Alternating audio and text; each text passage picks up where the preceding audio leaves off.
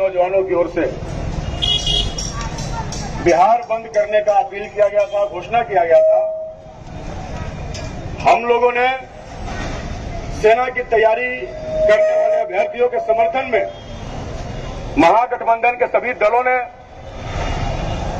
इसका समर्थन किया और हम लोगों ने तय किया कि हम उन अभ्यर्थियों के साथ उनके समर्थन में सड़कों पर खड़ा होंगे।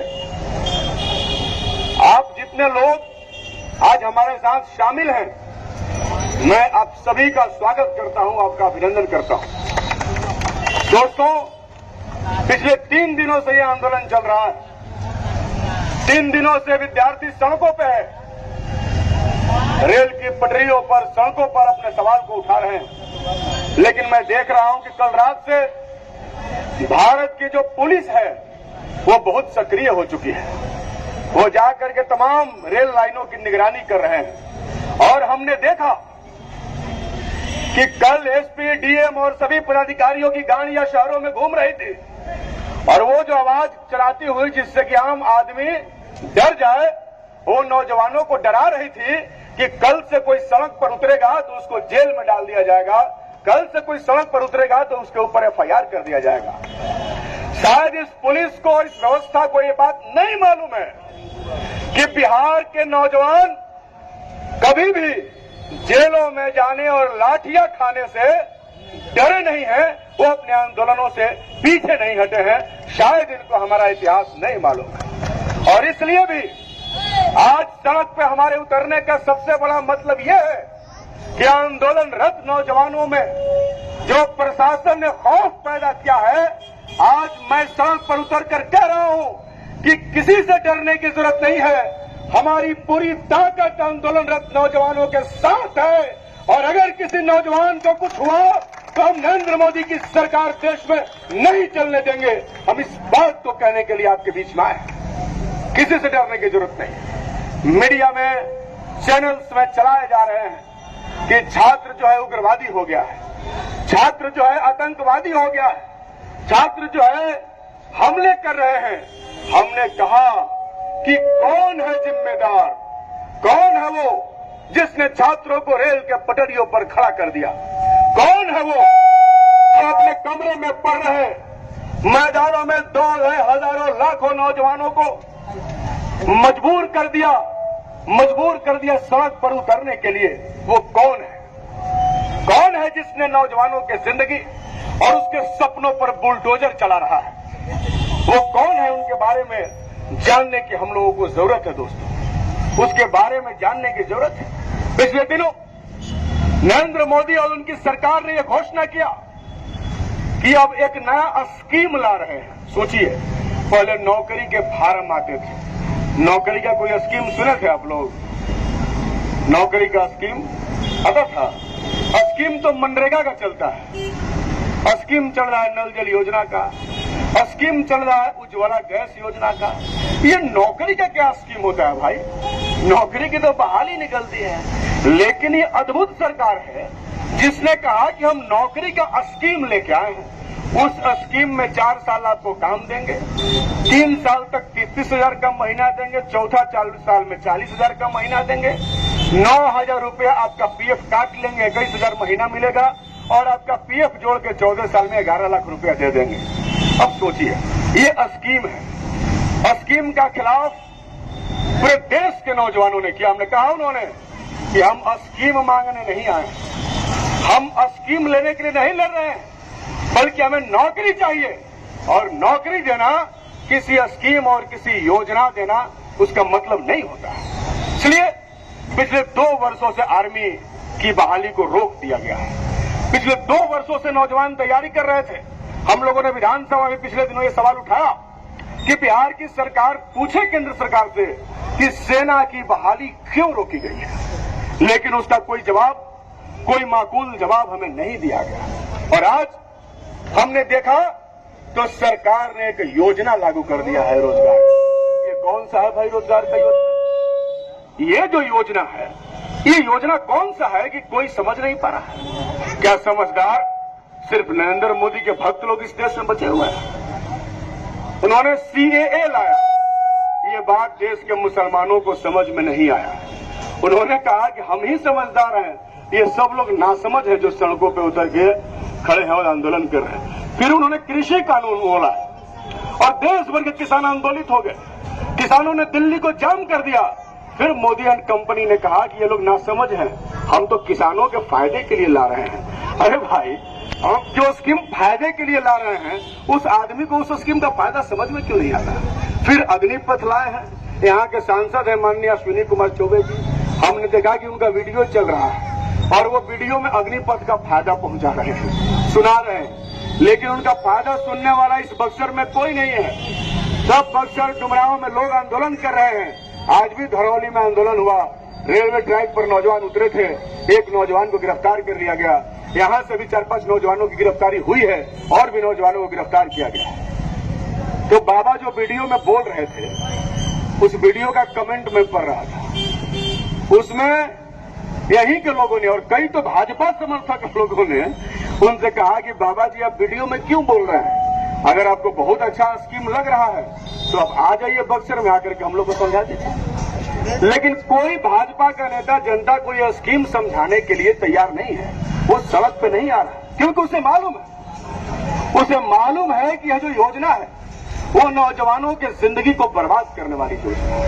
कोई नौकरी नहीं बची है। समझिए, पिछले दिनों से हम लोग तो लंबे समय से कहते आ रहे हैं कि भारतीय जनता पार्टी के पास जो मॉडल है, जो मोदी जी कह के आए थे 2014 में कि गुजरात मॉडल हम बनाएंगे, हमने तो शुरू से कहा कि इनका मॉडल सांप्रदायिक उन्माद का मॉडल है।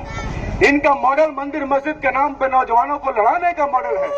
इनका मॉडल गरीबों के घरों पर बुलडोजर चलाने का मॉडल है। इनका मॉडल जो है दंगा कराने का मॉडल है। हमने कहा था, इसके बावजूद लोगों ने भरोसा किया। मोदी जी सरकार में आए और देखिए आज ये मॉडल लागू कर रहे हैं। सबसे पहले आते ही इन्होंने रेलवे को बेच दिया। एक समय था जब आप किसी नौजवान से पूछते कि आप किस चीज की तैयारी करते हैं तो नौजवान कहता था कि मैं रेलवे की तैयारी कर रहा हूं। लेकिन आज रेलवे में पिछले 5-6 वर्षों से कोई बहाली नहीं हुई, इसलिए अब रेलवे की तैयारी करने वाला कोई नौजवान नहीं मिला। एकमात्र सेना की नौकरी बची थी, जहां पेंशन भी मिलता था, जहां मान सम्मान भी था, लेकिन सेना की नौकरी को इन्होंने खत्म कर दिया। कुछ लोग कह रहे हैं, हम लोग आ रहे थे, कई सारे हजारों नौजवान आज शामिल होने वाले थे, लेकिन सबको डरा दिया गया, सबको धमका दिया गया कि नहीं बाहर नहीं जाना है, नहीं तो चेहरा देख करके एफआईआर किया। लेकिन आप लोग शामिल हुए, इसके लिए आप लोगों को बहुत बहुत धन्यवाद। तो कुछ लोग कह रहे थे कि ना बहरी निकल तो जिंदगी खराब हो जाए, केस हो जाए। हम कहने अभी तार कौन जिंदगी बचल बा। इस सरकार का ये स्कीम ले आलस कौन तार जिंदगी बाचल भाई खराब हो जाए। अरे जिंदगी तो मोदी जी खराब कर दिया, तो अब जिंदगी में बाचल का बा। ऐसे जितना जिंदगी बाचल बा ओकरा के लड़े में लगाने की जरूरत बा। ऐसे कि अब जिंदगी में कुछ बाचल उचल पाना सब कोई। हमने देखा जब प्रदर्शन हो रहा था तो नौजवान कह रहे थे कि विधायक कहाँ है, एमपी कहाँ है, फलना कौन है, चिल्ला कहाँ है। हम लोग तो शुरू से इस आंदोलन के समर्थन में। आज से 2-3 महीना पहले जो एनटीपीसी का आंदोलन रेलवे वाला चल रहा था, उस आंदोलन में भी हम सड़क पे समर्थन में थे और आज भी आपके साथ सड़क पे और आपके समर्थन में हम खड़े हैं। और इसलिए कि आप आंदोलन कीजिए, आपके ऊपर किसी तरीके का कोई हमला नहीं होगा। लेकिन हम इसी के साथ अपने नौजवान दोस्तों से यह भी अपील करना चाहते हैं कि आंदोलन का हिंसक रुख मत अख्तियार कीजिए। आंदोलन आप शांतिपूर्ण तरीके से कीजिए। शांतिपूर्ण तरीके से आंदोलनों की जीत इसी देश में हाल ही में किसान आंदोलनों में हुआ। इसलिए आंदोलन का ये मतलब नहीं है कि हम पब्लिक को कोई क्षति पहुंचाए। हम यहाँ आए हैं पब्लिक का क्षति पहुंचाने नहीं आए। हम 1 घंटा से सड़क पे खड़ा है तो लोगों से ये रिक्वेस्ट कर रहे हैं कि आप इस आंदोलन में शामिल होइए। कोई बिहार बंद जबरदस्ती नहीं होता, कोई सड़क जाम जबरदस्ती नहीं होता, बल्कि उसमें लोगों के समर्थन की आवश्यकता होती। हम तो आपसे समर्थन मांगने आए इस बात के लिए कि मौजूदा सरकार ने आपके बच्चों के जिंदगी, उनके भविष्य को बर्बाद कर दिया। अब आपके बच्चों के सामने कोई सपना नहीं बचा, कोई जिंदगी नहीं बचा। ये ऐसी पहली सरकार है जिसने नौजवानों को भरी जवानी में रिटायर होने का सर्टिफिकेट देने का मन बना दिया। हम लोग सुनते थे रिटायर्ड आदमी का नाम सुनते ही मन में ख्याल आता है कि वो आदमी बुजुर्ग हो चुका है, अब 4 साल की नौकरी के बाद रिटायर हो जाए। तो भरी जवानी में बुजुर्ग बनाने वाली कोई सरकार है तो मौजूदा मोदी जी की सरकार है। इसलिए हम इस योजना का विरोध कर रहे हैं, और हम सिर्फ इस योजना का विरोध नहीं कर रहे हैं बल्कि टोटल कॉर्पोरेटाइजेशन और समस्त क्षेत्रों का जो निजीकरण हो रहा है, जिसमें आम नौजवानों की नौकरियां खत्म हो रही है, उसकी लड़ाई हम लड़ रहे हैं। आपको याद होगा 2020 में जो विधानसभा का चुनाव चल रहा था, उसमें हम लोगों ने महागठबंधन की ओर से कहा था कि जब हमारी सरकार बनेगी तो हम 10 लाख नौजवानों को अस्थायी और सरकारी नौकरी। उसके बाद नीतीश कुमार जी और मोदी जी की पार्टी ने कहा कि हम लोग 19 लाख लोगों को नौकरी देंगे। 19 लाख नौकरी के सवाल पर लगातार हम लोग आंदोलन कर रहे हैं, लगातार मांग उठा रहे हैं। विधानसभा में जो हमने सवाल पूछा कि आपने 19 लाख नौकरी देने के बाद कही थी, उसका क्या हुआ, तो हम लोगों को मार्शल आउट करा दिया गया, विधानसभा से उठाकर के बाहर कर दिया। हम लोग सड़क पर लड़ने वाले लोग हैं। हम शिक्षा के लिए, रोजगार के लिए, स्वास्थ्य के लिए, बेहतर जिंदगी के लिए सड़क पर लड़ते हुए विधानसभा में पहुंचे हैं। इसलिए आज भी हमने जो कहा कि हमारी लड़ाई जो सड़क पे होगी वो सदन में भी होगी, हम अपनी दोनों लड़ाइयों के साथ आपके बीच में आज 1.5 साल के बाद भी खड़े हैं और आपसे यह वादा करते हैं कि कभी भी जब गरीबों पर अत्याचार होगा, जुल्म होगा, आपकी नौकरियां छीनी जाने लगेंगी, आपकी जिंदगी खतरे में होंगे, सरकार आपके विरुद्ध में नीतियां बनाने लगेंगी, तो हम लोग विधानसभा को तिलांजलि दे देंगे और आपके बीच में सड़क पर बैठेंगे। हम आपसे ये कमिटमेंट कर रहे हैं। हम लोग विधानसभा के कोई गुलाम नहीं है।